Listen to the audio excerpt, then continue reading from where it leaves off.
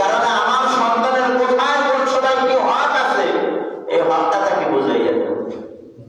আমরা সন্তানের মায়া বেশি, মহাব্বত বেশি দেখাইতে যাইয়া এই হকটা নষ্ট করতে পারি।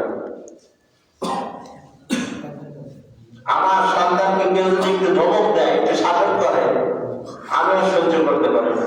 অমুক আমার সন্তানটা এত বেশি কথা বলছে। কিন্তু তুমি আগে দেখো তোমার সন্তানের অপরাধ না ওই ব্যক্তির অপরাধ।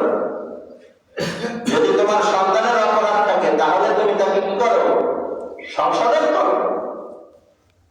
তার দেখার সময় নেই ও কেন বললো আমার সন্তানটা এটা, কেন ধমকি দিল। এ কারণে সর্বপ্রথম হক কি? একটা বাচ্চা দুনিয়ায় ভূমিষ্ঠ হওয়ার পরে সর্বপ্রথম হক কি বলেন? ডান কানে আযান, বাম কানে ইকামত, বলেন না? সর্বপ্রথম হক কি? ডান কানে আযান, বাম কানে ইকামত। 2 নম্বর কি? 3 দিনের মাথায় একটা সুন্দর অর্থবোধক সবাই কয় না, কেউ করে, কেউ কথা এই কথা মাথা ওড়ায় এ কোন জানে। যদি মুখস্থ হয়ে যায় তাহলে ফ্রেন্ড তো আর নাম মানতে পারবো না, বুঝেছেন? এই জন্য কয় না। 2 নম্বর কি বলেন? সুন্দর অর্থবোধের কি রাখা? নাম রাখা। 3 নম্বর হলো 3 দিনের মাথায় তার 7 দিনের মাথায় তার মাথা মুন্ডানো, কামানো, টাক করা এবং কি সাথে থাকলে ওই সময় আকিকা দিয়ে দেওয়া। রাসূল করিম সাল্লাল্লাহু আলাইহি ওয়াসাল্লাম বলেন যে ছেলেদের জন্য 2টা বকরি, ছেলেদের জন্য কি 2টা বকরি, মেয়েদের জন্য একটা। এই যে আর একটা আছে, আল্লাহ রাসূল এখানে কি বলছে? 2টা বকরি অর্থাৎ ছাগল বলছে। ছেলে ছাগল না মেয়ে ছাগল, এটা কিছু কইছে না? কথা না, এটা কিছু কইছে?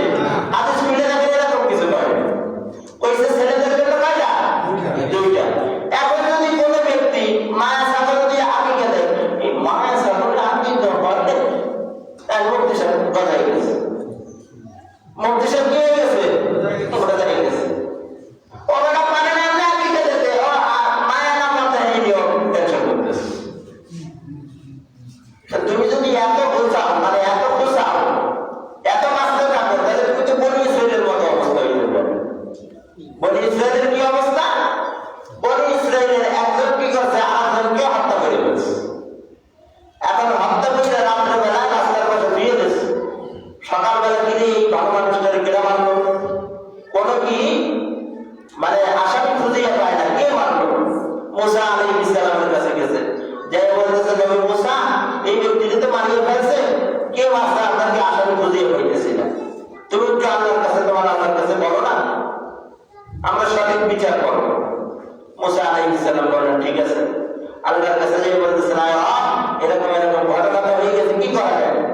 আল্লাহ তাআলা বলেন ওদেরকে বলো একটা গরু কোরবানি করিয়ে ওর যে কোনো একটা অংশ মৃত্যু ব্যক্তির গায়ে লাগাই দেবে, সোয়াদে বলো উঠিয়ে বলিয়ে দেবে কে ওকে মাছ।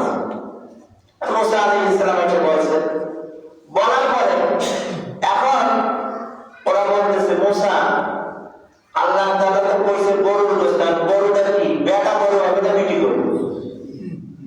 যারা কি আকিকার সময় বোঝেন না এক কথার জবাব কিন্তু বেটা গরু না বিটি গরু। মুসা আলাইহিস সালাম কই সেটা তো আমি শুনিনি, গেছে আবার গেছে, তাই ভাই আল্লাহ গরুর কথা তো কইছেন, এটা কি বেটা গরু না বিটি গরু?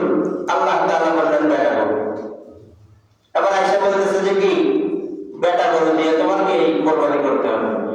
মুসা বেটা গরু তো বুঝলাম, এটা কি কোন বয়সী হবে, বাচ্চা গরু না বুড়া গরু? মুসা আলাইহিস সালাম কই এটা তো আমি শুনিনি।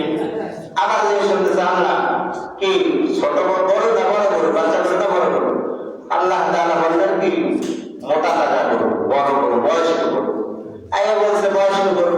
তাই মুসা এটা কোন কালার হবে, সাদা না লাল না কালা নাকি কোন? কি হাসতেছেন? সূরা আছে না কোরআন শরীফের ভিতরে 114টা, সবচেয়ে বড় সূরার নাম কি? সূরা বাকারা। বাকারার বাকরুন শব্দের অর্থ হলো গরু। এই ঘটনা সূরা বাকারার ভিতরে আছে। এরপরে কি মুসা আলাইহিস সালাম এসে বলছে, আরে যে কালাতে কই দিছেন গরু তো আর বুঝতে পারে না, আর গরু বুঝে